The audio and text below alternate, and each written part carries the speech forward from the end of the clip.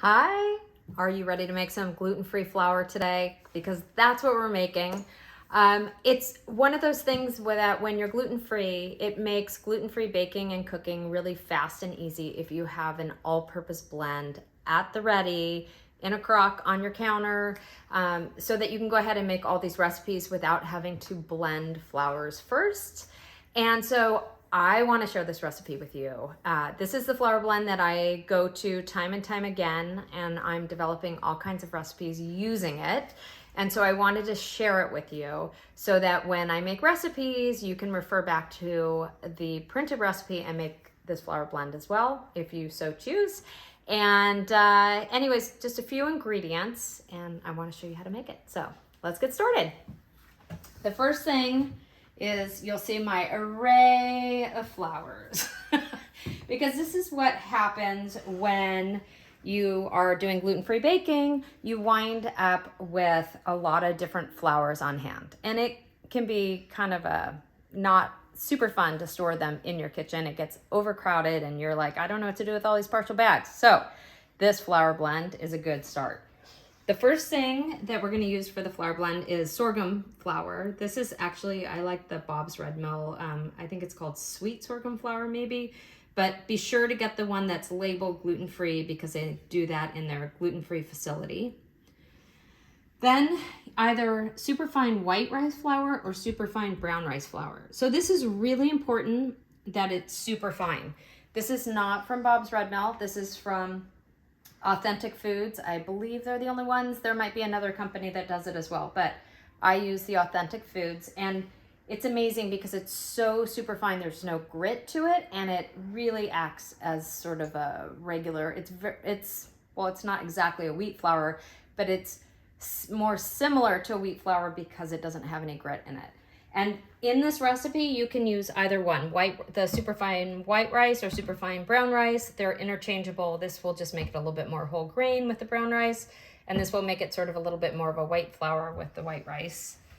Then potato starch, and again, I just use one from Bob's Red Mill, and a tapioca starch or flour. Sometimes it's called tapioca flour, but it's really still tapioca starch. And then one other thing, xanthan gum is really important in this recipe because it really keeps it from crumbling. It gives it stability. It helps with the texture of your baked goods. It's really important. There are a few occasions that I don't use it with the xanthan, and that's if I'm using psyllium in some of the breads. I'll make a batch without the xanthan, but for the majority of the recipes that I do, I use a little bit of xanthan in the recipe. So let's get started. Oh, and this is also Bob's Red Mill, but we'll have links and everything to the ingredients, and let's get started. So a scale is really important for gluten-free baking because if you do cup measurements, it will not be the same. Oh wait, actually, I forgot one more thing to show besides the importance of a scale, because really you want to do grams for gluten-free baking. Cambro bucket. So there are these inexpensive food grade buckets. You can get them online. You can get them at your local restaurant supply store, but they work really well. They come with these nifty little lids that are airtight, but they're great for mixing flour blends in because you can shake them. There's a lot of space and room. I also like to use them for when I'm making bread and I want to just take the dough and put it in the refrigerator and keep it for a couple of days. This is what I use for it. So I like to weigh everything out in here. We're gonna tear it out.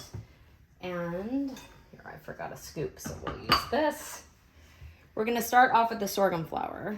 And the entire recipe is available to print out on our website, which is juliehasson.com. And we'll also have the link below so that you can print this out and put this in your kitchen if you wanna make it on the regular.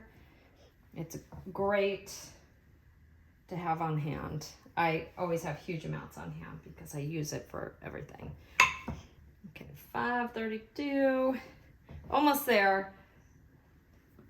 There we go, 5. And you do want to get it as exact as possible. Almost there. Okay, nope. 1 more gram. There we go. Okay. Then we push the tare button, which puts it back at 0. And now we're gonna do potato starch. So we need 360 grams of that one. There we go.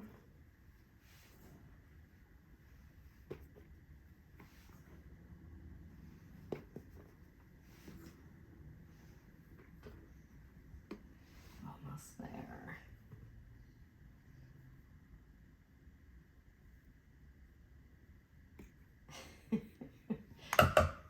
This is when your anal retentiveness can come out. Okay, there we go. We're gonna zero that again and do the superfine white rice flour. So like I said, they're interchangeable, but I'm gonna use, for this batch, I'm gonna use the white rice.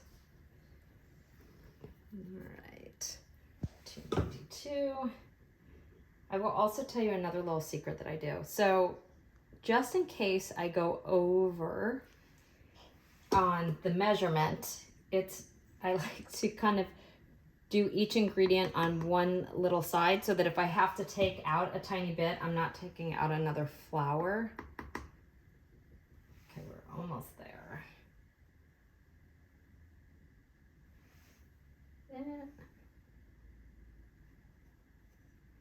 And if you're wondering about why I'm using potato starch versus using all the tapioca, the reason is that potato starch will make your cakes and baked goods fluffier, and tapioca will tend to kind of make it a little tougher and chewier like you would want on a bread, but you might not want your cookies or your cake that way. So that's why I use a little bit of tapioca, but mostly potato starch in this one. All right, we need 52 of this. Put that one right there. And okay, tiny bit out. This is what I mean about doing it in a corner. Oh, of course, now there we go. Sometimes if you just shake the bucket a little bit, it goes back. All right, so that, and the xanthan. So we're gonna use 4 teaspoons, which is 1 tablespoon plus 1 teaspoon. And we're gonna measure that and we're gonna mix that into the mix. So you also wanna do this one. You don't wanna do extra on this. You want only that amount. So you put that there. And the xanthan that I use is also from Bob's Red Mill. I just really like their products. There's a few products that I don't use of theirs, like the rice flour, because it's just too coarse of a rice flour for this blend. And then we mix it. So the key is on this that you mix it really, really well so that all of your ingredients are homogenized in there so that your final products will come out great and not have like a big clump of starch in there or your xanthan gum or anything like that that might kind of mess things up. So you're going to want to do this for probably about 5 minutes of whisking, and then what I like about the bucket is you can shake it and help mix it up, because otherwise sometimes you can see layers on there for all the different flours. But once you mix it, that's it. You've got this great, nice, large amount of gluten-free flour blend to use in your recipes or use with the recipes that I share. And I can't say that it's going to work in every recipe across the board, but hey, gluten-free is just trial and error anyway. So thanks so much for joining me. If you like this video, please like and subscribe below. And all of our recipes and many, many more are on our Everyday Dish channel on YouTube and also on juliehousen.com. I'll see you soon.